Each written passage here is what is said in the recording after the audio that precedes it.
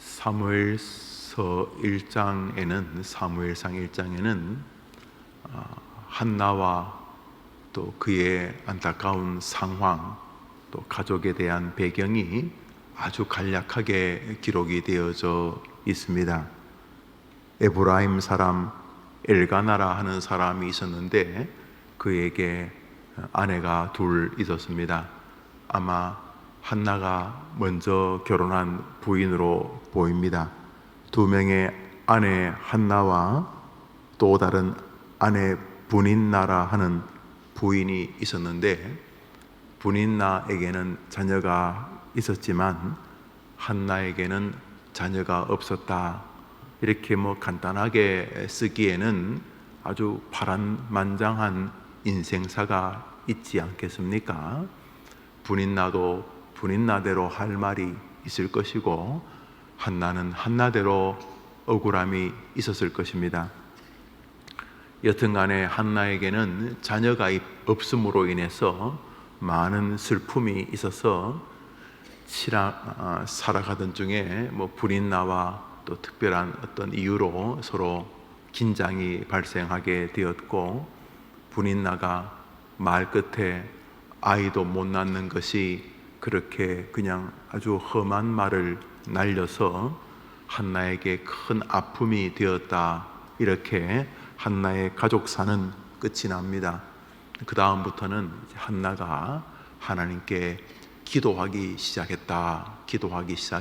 그래서 사무엘서가 끝날 때까지 한나의 기도의 결과들이 나옵니다. 다시 말해, 한나의 기도 있기 전의 삶이 굉장히 길었겠지만 한 페이지도 안 되게 마무리가 되고, 한나가 기도한 이후부터의 시간이 다 성경에 기록이 됩니다. 그러니까 우리가 상징적으로 기도하기 전에 울고 불고 불평하고 괴로워하고 원망하고 머리 쥐어뜯고 이런 시간들은 시간이 아닌 건 아니지만 하나님 앞에서는 그렇게 가치 있는 시간이 아니다, 이래 볼 수 있겠죠. 기도 이전의 삶은 그냥 찢고 뽑던 인생이었다. 그것도 인생이라고 하면 인생이겠지만 하나님이 보실 때는 그거 크게 인생 아니다, 이런 내용이고, 이제 한나가 기도한 이후부터 기도 이후 기도의 결과인 아들 사무엘의 삶 쭉 이어지니까 결국 이 사무엘서는 한나를 기준으로 한다면 한나의 기도 이전과 기도 이후의 삶이라 이래 볼 수 있을 것입니다. 성경은 기도하기 전의 삶은 굳이 삶이었다고 말하고 싶어 하지 않는 것으로 보입니다. 기도라는 것은 믿음의 한 상징이니까 결국 믿음 이전의 삶은 하나님께서 그게 100년이든 1000년이든 그거 크게 염두에 두시는 삶이라 볼 수 없고, 믿음으로 행하고 믿음으로 살았고 믿음으로 고민하고 믿음으로 기도하고 믿음으로 생각하고 믿음으로 말하고 믿음으로 결정했던 시간들만이 하나님께는 시간이라 이렇게 인식되는 것처럼 우리에게 보여줍니다. 어제까지 보았던 룻기서는 넉장인데 룻기서는 굳이 말하면 룻기서 1장에 아주 많은 시간이 있습니다. 다시 말해 엘리멜렉이라는 사람이 나이가 있었겠죠. 그 다음에 엘리멜렉이 그 가족들을 데리고 베들레헴 이스라엘에서 애굽으로 이주합니다. 그래서 모압으로 이주합니다. 그리고 모압에서 10년 동안 사는데 놀랍게도 1절부터 5절까지 엘리멜렉이라는 사람이 자기 마누라하고 애들 데리고 모압 땅으로 가서 10년을 거주하는데 두 아들 모압 여인과 결혼시켜서 살다가 엘리멜렉도 죽고 아들 말론과 기론도 죽었더라. 끝입니다. 10년이 5절. 그 다음에 넉장 가운데 모압 땅에서 10년 만에 나오미가 정신을 번쩍 차립니다. 야, 우리가 살면 얼마나 산다고, 그거 먹고 살겠다고 우리가 믿음 버리고 이 짓 하고 있었구나. 나는 이스라엘로 돌아갈란다 하고 이제 돌아올 때에 며느리 오르바는 그냥 모압 땅에 남지만은 우리가 알다시피 이 여인 룻이 어머니의 하나님이 나의 하나님이 되겠다 그러면서 이 모압 여인 룻이 굳이 어미를 따라 아무런 무슨 피부치도 없고 연줄도 없는 이스라엘 땅으로 오게 됩니다. 와서 곡식 줍다가 보아스를 만나고 보아스의 침상에 들어갔다가 보아스의 긍휼에 의해서 아기를 낳습니다. 오벳이라고 하는 아이를 낳지요. 아이를 낳고 그 제일 끝에는 오벳이 또 이새를 낳고 또 이새가 다윗을 낳았더라 이러면서 이렇게 그냥 끝이 이렇게 쭉 흘러가면서 끝이 납니다. 그 제일 끝에 마지막 절 다윗 낳는 구절 한두 절을 제외하면 이 룻기서 넉 장 가운데 10년이 뭡니까? 엘리멜렉도 건너갔을 때 나이가 30, 40 됐을 테니까 그저 한 4, 50년의 시간은 5절, 약 1년 이스라엘로 건너와서 보아스를 만나고 그 사이에서 결혼해 아이를 낳는 이 과정은 길어도 1년 내지 2년, 40년은 5절, 1년은 넉 장. 무슨 말이에요? 이게 형평성이 좀 문제가 있죠. 1년을 한 넉 장 이야기 쓰면 한 3, 40년, 4, 50년은 한 40장은 좀 써야 될 것 같은데 우리 하나님에게는 믿음이 없이 사는 시간들은 그걸 그렇게 시간이라고 보시지 않는 것으로 보입니다.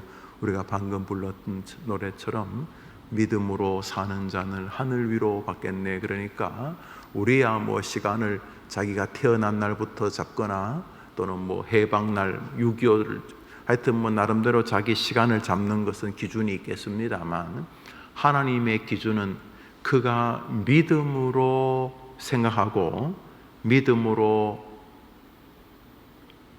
판단하고 말하고 행동하고 살고 믿음을 가지고 죽는 것만이 하나님 보시기에 참 사람다운 시간이다 이렇게 이제 보시는 듯 합니다. 여러분 성경을 가만히 보십시오.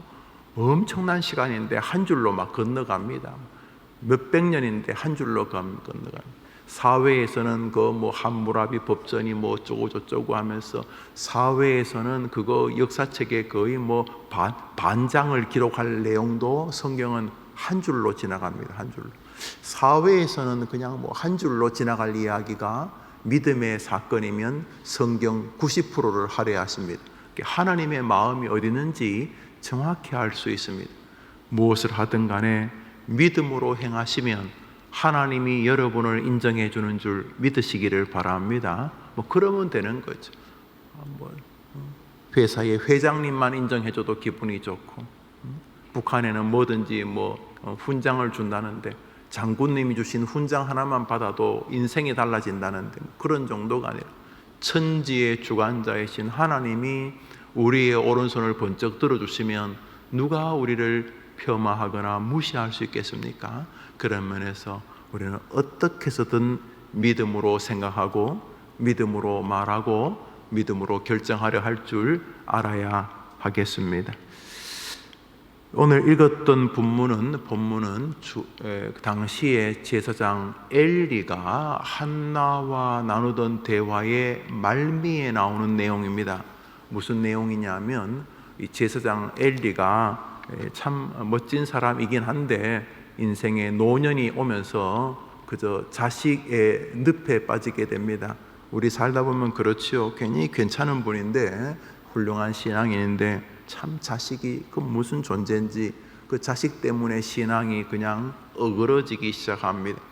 엘리가 굉장히 참 훌륭한 제사장이고 한때는 이스라엘을 이끌던 제사장이고 또 하나님과 아주 깊이 교제하던 사람이었는데 그만 이 두 자식 홈니와 비느하스라고 하는 이 말종들이 아주 이제 어려워지면서 아버지의 영안도 어두워지게 됩니다. 참 늘 고민입니다. 우리 자녀라고 하는 것이 축복이지만 청교도들이 자기 자식을 다 태어났을 때에 두 마음을 가졌습니다. 하나는 선물이죠. 이 얼마나 귀한가. 자식 또 손자 손녀 얼마나 귀합니까.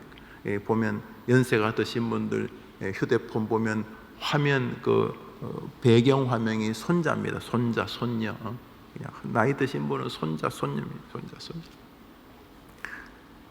참 자녀 후손이라는 것이 아주 독특한 존재입니다. 분명히 남은 남이죠. 내가 배고프다고 걔가 배부른 거 아니기 때문에, 또 걔가 소변 마렵다고 내가 대신 가줄 수도 없고, 분명히 다른 존재인 건 틀림없지만 스페셜한 퍼슨입니다. 특별한 남입니다. 누가 뭐래도 특별한 존재가 자녀입니다. 자녀. 이 엘리가 참 훌륭한 사람이었는데 이 자녀를 살면서 이게 뒤죽박죽이 되기 시작했습니다. 자, 하나님이 사무엘을 준비하고 계셨습니다. 사무엘을 준비하고 오셨는데 엘리가 성전에 이렇게 앉아 있을 때에 한나가 한쪽 귀퉁이에 와서 기도하기 시작합니다. 그래서 평소 안면이 있던 사람이고 또 엘가나가 에브라임 지파의 유력한 유지여서 엘가나의 부인이 왔나 보다 하고 있었는데, 보니까 뭔 발치를 보니까 기도하는 것도 아니고 혼자 중얼중얼 거리는데 소리는 잘 안 들지만 이래 보니까 입은 삐죽삐죽 하는 것 같아서 보니까 저 여자가 저 대낮부터 술 먹고 와가지고 저 뒤에서 혼자 술주정하는가 보다 싶어서 술 먹은 아줌마 가시라고 가라고, 어디 성전에 와서 그렇게 술주정이나 하냐 그랬더니 한나가 제사장님, 제가 술주정하는 게 아니고 너무 마음이 아프고 힘들어서 내가 하나님께 간절히 기도하러 왔습니다, 이렇게 말합니다. 그때 엘가나가 보니까 엘리 제사장이 보니까 한나가 술 취한 게 아니에요. 여러분 너무 잘 아시는 내용이죠. 그때 이제 이 엘리가 하는 말입니다. 엘리에 대해서 부족함이 없진 않아요. 엘리를 사무엘과 대조하기 위해서 굉장히 부족한 사람으로 본다, 그렇진 않죠. 한때는 엘리도 굉장히 탁월한 사람이었습니다. 우선 육체적으로 누구나 이게 늙어가면 또 영안이 밝아질 수도 있지만, 우리가 몸이 아프고 이래 자꾸 걱정이 깊어지고 걱정거리가 넓어지면 사람이 좀 영적으로 이렇게 왜곡될 수 있거든요. 몸만 늙는 게 아니기 때문에 젊을 때는 해보자 싶은데 또 나이가 들면은 10년만 젊으면 내가 한번 달려들 텐데 이렇게 말하는, 나이가 자꾸 이렇게 들어가면 약해지는 것이 마음도 있게 되고 그렇죠. 그러니까 엘리가 조금씩 약해지고 있어요. 그러니까 완벽한 사람은 아니죠, 엘리가. 그런데 한나의 말을 딱 들으니까 그렇구나 하는 마음에 감동이 왔나 봐요. 그래서 엘리가 덕담을 합니다. 엘리가 조금 전까지는 아줌마 빨리 집에 가요, 술 취해가지고 왜 그래요, 이러다가 아닌 걸 알게 되자 엘리가 한나에게 덕담을 이렇게 전합니다. 우리 다시 17절 읽읍시다. 시작. 엘리가 대답하여 이르되 평안히 가라. 이스라엘의 하나님이 내가 기도하여 구한 것을 허락하시기를 원하노라 하니, 엘리가 조금 전까지 이 아줌마가 참 대낮부터 술 먹고 그러던 사람이 아닌 걸 알고 덕담을 합니다. 여기 이제 중요한 게 있습니다. 사무엘이 이랬다. 사무엘이 그러면 사무엘이 훌륭한 분이죠. 혹은 바울 사도가 영적으로 한점이 고치되어 있을 때 그러셨다. 그것도 또 귀한 말이고, 풀무불 사자굴에 뛰어들던 다니엘과 그런 아주 믿음을 돈독히 지키던 그런 분들이 이런 말을 했다. 그러면 정말 훌륭한 말인데, 오늘 엘리는 보시다시피 한나가 술 취한 거 아닌데 외면만 보고 술 취했다고 말하는 약간의 부족함이 내포되어 있는 인물이지 않습니까? 그렇죠? 전반부에 이 사람이 아주 여편네가 술 먹고 이러던 사람이니까 이제 판단이 좀 흐리다고 보아야 하겠죠. 사람이야 실수는 할 수 있겠지만, 여기 오늘 사무엘상 1장에 나오는 이 사무엘서를 열기 시작하는 이 성경에서 엘리는 굉장히 탁월한 사람이라고 보기는 분명히 어렵습니다. 그런데 말입니다, 엘리가 그녀가 술 취한 것이 아니고 간절히 기도하고 있다, 너무도 원통하고 가슴 아파 기도하고 있다는 그 한나의 말을 듣고 엘리가 그러시오, 하나님께 그렇게 기도하러 오셨구만요. 그러면 이스라엘의 하나님이 그렇게 간절히 기도하는 사람에게 은혜 안 주시겠습니까? 하나님께서 그렇게 간절히 기도하는 사람에게 저는 분명히 은혜 주실 줄 그렇게 믿습니다. 또 내가 제사장이니까 나는 그렇게 되기를 당신을 위해 기도하겠습니다 하는 덕담을 합니다. 우리 한번 지금 여러분이 엘리라 생각하시고 여러분 옆에 사시는 동창이, 고등학교 동창이, 또 옆에 있는 여러분의 딸이 있다 칩시다. 여러분이 엘리고 옆에 지금 앞에 있는 여러분 동창생이 혹은 여러분 딸이, 여러분 아들이 지금 여기 한나라 칩시다. 여러분이 다 엘리라 칩시다. 한번 따라합시다. 당신이 그렇게 기도하니 하나님이 그렇게 응답해 주실 줄 믿습니다. 그러도록 저도 기도하겠습니다. 저 같으면 저도 그렇게 될 줄 꼭 믿고 기도하겠습니다. 또 그렇게 될 줄 믿습니다. 이제 목사는 조금 축도적으로 예언적으로 말했다 칩시다. 여러분들은 같은 거죠. 그렇게 기도하면 들어주시는 약속했으니까, 여러분이 지어낸 것도 아니고 구하라 그리하면 주실 것이라 예수님 직접 말했으니까 그렇구만요. 당신이 그렇게 그냥 술 취해서 온 게 아니라 그렇게 간절히 기도하러 오셨구만요. 그러면 여보게 자네하고 나하고 20년 30년 중마고 아닌가? 내 자네를 위해 꼭 기도하겠네. 자네 그래 기도한다면 분명히 하나님 들어주실 거야. 아니 분명히 들어주셔. 아들아 딸아 너무 염려하지 마라. 네가 그래 기도하려고 마음 먹으면 분명히 하나님이 네 인생에 개입하신다. 이 덕담 말입니다. 덕담. 이 덕담이 어떤 열매를 가져왔는가? 그렇게 되었습니다. 한나에게 우선 그런 역사가 일어나기 시작합니다. 18절 읽읍시다. 18절 읽습니다. 시작. 이르되 당신의 여종이 당신께 은혜 입기를 원하나이다 하고 가서 먹고 얼굴에 다시는 근심빛이 없더라. 조금 전까지 상황도 모르고 술 취하고 이 아줌마가 빨리 술 끊으시오, 포도주 좀 끊으시오. 그때 술이 대부분 포도주였는지 이 사람이 정신도 안 차리고 아직 사태도 잘 모르고 아직 이야기 끝까지 들어보지도 않고 중간에 말 잘라가지고 자기 생각 막 이야기하고 있었다는 말이죠. 그런데 들어보니 아니에요. 엘리가, 좀 부족한 사람 엘리가, 상황을 잘 파악도 못하던 엘리가 뒤늦게나마 아이고 그러시구만요. 아이고 나도 기도하겠어. 그러면 그렇지. 당신이 보통 사람이 아닌데 당신이 이렇게 간절하게 눈물로 기도하니 아니 하나님이 당연히 안 들어주시겠어. 걱정하지 말고 나도 기도할 테니 이제 하나님을 믿으시오. 나도 같이 기도하겠어. 당신 그래 기도하니 분명히 하나님 들어주실 것이요. 이렇게 말했더니 놀랍게도 한나가 그 말을 듣는 순간 마치 하나님이 말씀하시는 것처럼, 여기 중요한 게 다니엘 아니라니까요. 사무엘 아니, 왔다 갔다 한 엘리, 그 엘리가 한 말도 한나의 마음에 깊은 위로가 되었다. 놀랍게도 그 엘리 제사장의 그 말 한마디가 한나의 모든 근심을 사라지게 하고 그날 한나가 엘가나와 같이 동침을 했겠죠. 아기가 생기게 됩니다. 근데 중요한 것은 18절에 한나가 가서 먹고 얼굴에 다시는 근심빛이 없더라. 엘리가 하나님입니까?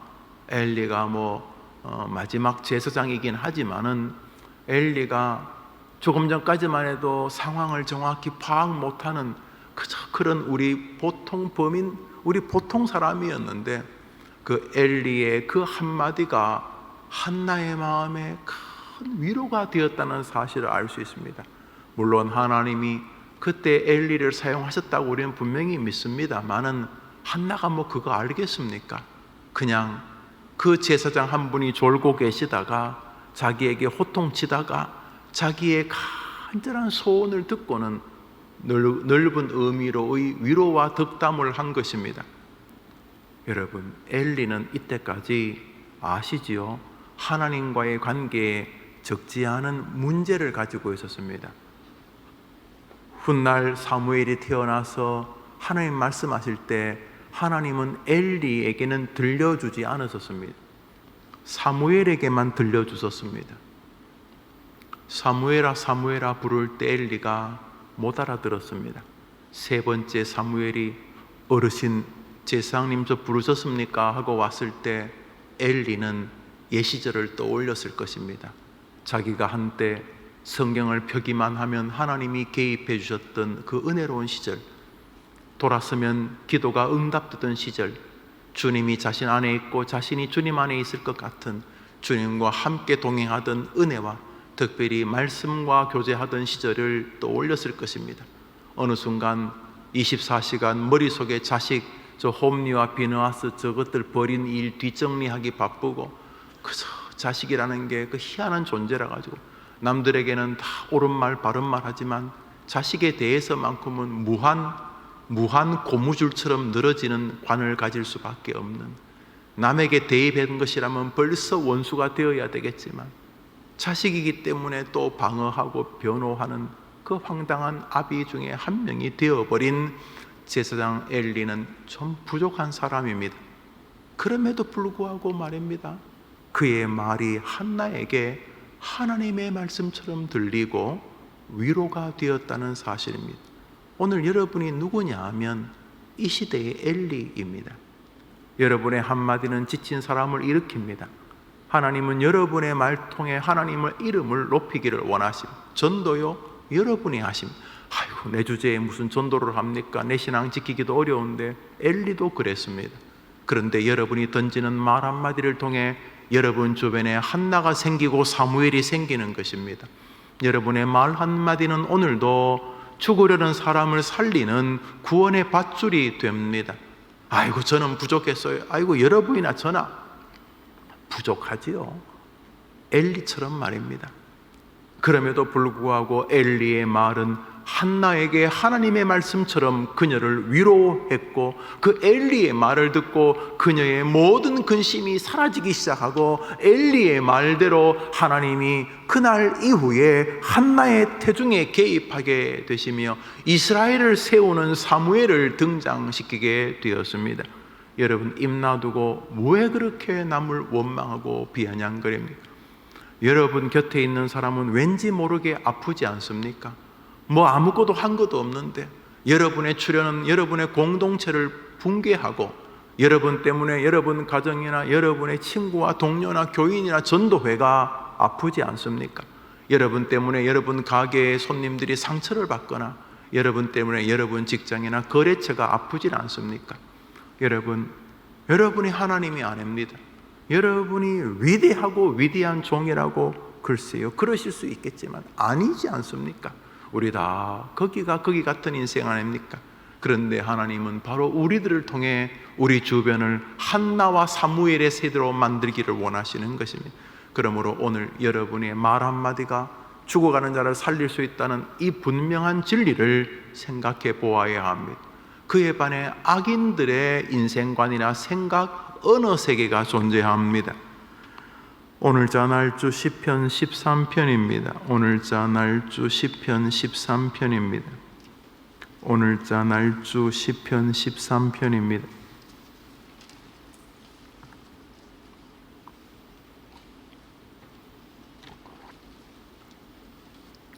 이 절을 한 절 읽겠습니다. 오늘자 날주 시편 13편 2절입니다. 시작. 나의 영혼이 번민하고 종일토록 마음에 근심하기를 어느 때까지 하오며 내 원수가 나를 치며 자랑하기를 어느 때까지 하리까. 다윗이 살면서 기쁜 일도 참 많았지만 이렇게 고통스러운 시절도 참 많았습니다. 우리야 다윗의 시편이 아름다운 시로만 보이지만 그 시는 다 눈물로 찍어 쓴 시라고 보아야 할 것입니다. 말이 20년이지 20년 동안 도망 다닙니다. 죽이려고 해서 누가 공권력이, 왕이 절대 권력을 가지고 다윗을 죽이려고 하고 다윗을 좀 숨겨줬다고 제사장 수많은 사람을 죽이고 그러니 다윗이 숨을 데가 없었습니다. 그냥 잡혀서 죽어버릴까. 나 때문에 나의 일가 친척이, 나의 친구들이 이렇게 고통을 당하다니. 그러면서 다윗은 정말 삶이 괴로웠습니다. 사울이 좀 해결되나 싶은 이번엔 또 친아들 압살롬이 그놈의 정권이 뭐고 권력이 뭐라고, 그 아버지 죽이고 권력 잡겠다고 달려들어서 성공했어요. 다윗이 이제 압살롬 피해서도 도망다니고.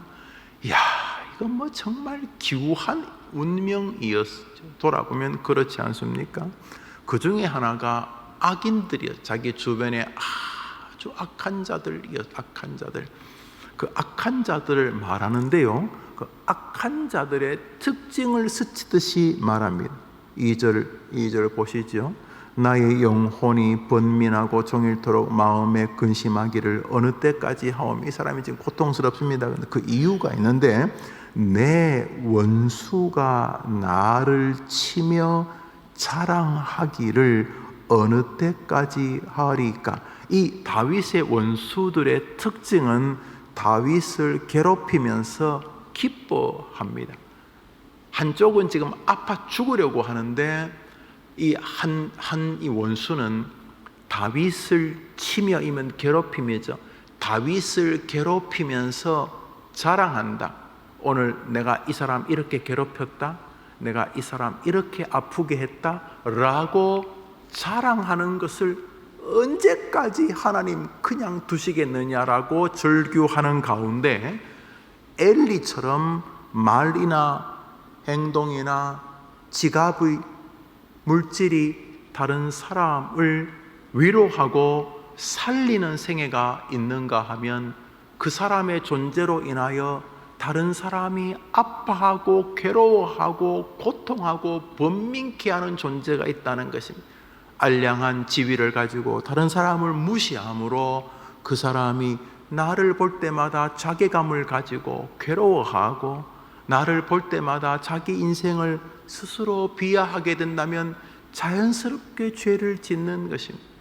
여러분, 늘 말하듯이 황용조라는 사람이 88 올림픽 때 그 마라톤에서 1등을 하죠. 지금도 가끔 텔레비전에 나와서 뭘 이야기하시고, 어디 뭐 대학 교수라든가 뭐 그런, 우리가요 그 사람을 좋아하지고 그 사람이 국위선양을 하고 또 체육인으로서 자기의 체육의 분야를 잘하는 것을 기뻐하지만, 황용조 때문에 막 가슴앓이하고 괴로워하고 열등감으로 사는 사람은 소수일 것입니다.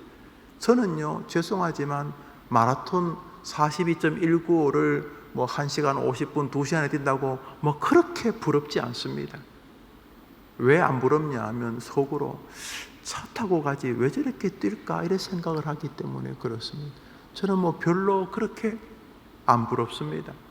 박태환 선수가 헤엄을 잘 치는 거 좋은 일이지만 저는 뭐 그렇게 부럽지 않습니다. 우선 물속에 30분 이상 들어가고 싶지 않기 때문에, 아이고 저 사람 인생도 참 기구하다, 왜 저러고 싶습니다. 김연아 선수가 아름답게 그 빙판 위에서 막 하늘 위로 붕붕 뛰고 하지만 보기 좋지만 저는 사실 거의 부럽지 않습니다. 뭐 하려고 스케이트 신고 저러고 있는가 싶을 때가 훨씬 많지, 저는 뭐 그렇게 크게 부럽지 않습니다.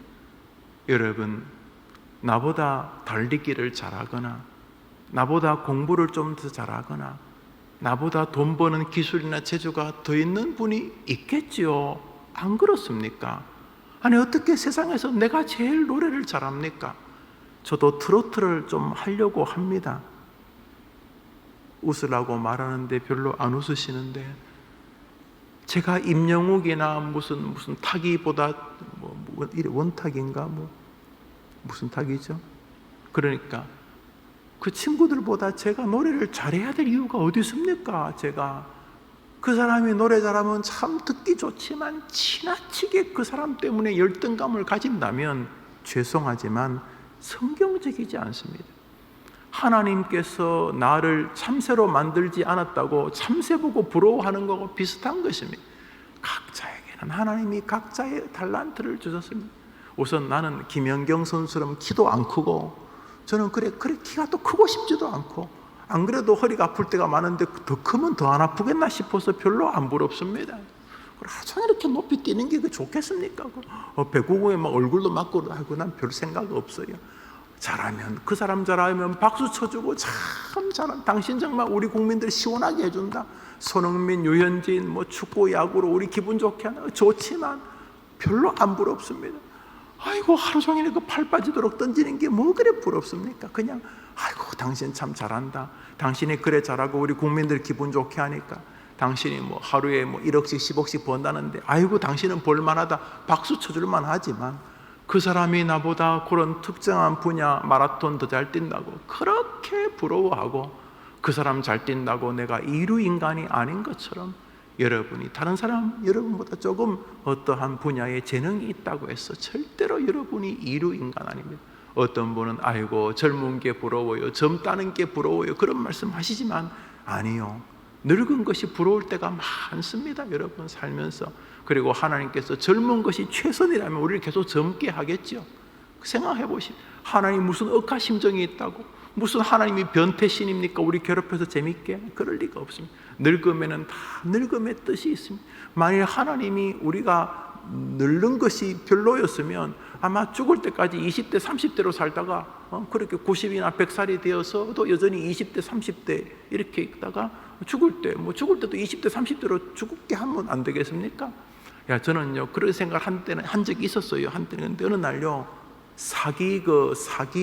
사기와 그 소매치기 사건을 신문을 보다가 그때 깨달았어요. 여러분, 지금도 사기치는 사람이 능수능란한데요, 사기치는 사람이 그래도 늙어서 말도 좀 어눌하고 그래야 되지, 이 사기꾼이 죽을 때까지 20대 30대면 여러분 감당하겠어요? 지금 무슨 말인지 모르시죠? 여러분, 지하철에 가끔 소매치기 집에 오면 뭐 양복이 다 찢어지는데 어떻게 했는지 모르겠어요. 그 소매치기가요 90살이 되었는데도 아직도 체력이 20대 30대면 여러분 난리 납니다. 나라 말아먹는다는 정치인들요, 그분들 늙는 게 우리에게 축복입니다, 여러분. 아이고, 안 늙어보세요. 그러니까 몸이 약해지는 것을 그렇게 비하하고 젊은 사람이 최고로 부럽다, 그럴 필요 없어요. 오늘 우리는 우리가 다른 사람을 놀랍게도 격려할 수 있는 하나님의 대리자일 수 있음을 기억해야 합니다. 엘리의 한마디가 한나를 살렸습니다. 오늘 하나님은 자기밖에는 관심이 없는 여러분이, 저도 그럴 수 있고, 조선 천지 오직 자기밖에는 관심이 없이 사는 사람들 같이 보이는 우리들이, 하나님이 저 사람을 내 옆에 두신 이유가 저 사람을 좀 위로하고 격려하라는 뜻인가? 이 마음을 가지고 여러분이 서로를 대하고, 또 저는 여러분을 대하고, 여러분은 또 저를 대하고, 그러면서 서로 위로하고 격려한다면 여러분 주변에 한나와 사무엘들로 가득하게 될 줄 믿으시기 바랍니다. 자, 오늘 여러분이 생각하는 거, 말하는 거 한번 자세히 집중 탐구해 보시기를 바랍니다. 선인과 악인의 차이가 아주 두드러집니다. 한 사람은 다른 사람을 격려하는 모습으로 쓰임받고, 한 사람은 다른 사람이 아파하는 것을 즐거워하는 사람으로 등장하는데 그 사람을 악인이라고 부르는 것입니다. 마지막으로 한 절 봅시다. 오늘자 날주 로마서 1장입니다. 오늘자 날주 로마서 1장입니다. 7절을 한 절 읽습니다. 로마서 1장 7절입니다. 시작. 로마에서 하나님의 사랑하심을 받고 성도로 부르심을 받은 모든 자에게 하나님 우리 아버지와 주 예수 그리스도로부터 은혜와 평강이 있기를 원하노라. 사도 바울의 관용어라고 해도 과언이 아닐 만큼 바울 서신 거의 모든 편지에 등장하는 문장입니다. 하나님 아버지와 우리 주 예수 그리스도의 은혜가 평강이 너희에게 있기를 원합니다 하는 위로의 덕담입니다. 하나님께서 왜 모든 편지에 이 구절을 담아두셨습니까? 이렇게 서로 문안하는 것을 기뻐하시기 때문입니다. 여러분 성경을 보십시오. 로마서, 고린도, 전후, 갈라디아서, 에베소, 빌립보, 골로새서 모든 성경에 이 구절이 거의 빠지지 않습니다. 없어도 될 문장입니다.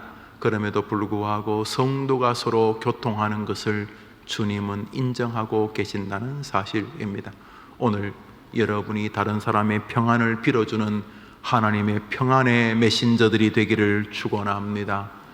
주님 가르친 기도로 예배를 마치고 자유롭게 기도하며 하루를 시작합시다. 하늘에 계신 우리 아버지여, 이름이 거룩히 여김을 받으시오며 나라의 임하옵시며 뜻이 하늘에서 이룬 것 같이 땅에서도 이루어지이다. 오늘날 우리에게 일용할 양식을 주옵시고 우리가 우리에게 죄 지은 자를 사하여 준 것 같이 우리 죄를 사하여 주옵시고 우리를 시험에 들게 하지 마옵시고 다만 악에서 구하옵소서. 대개 나라와 권세와 영광이 아버지께 영원히 있사옵나이다. 아멘. 기도합시다.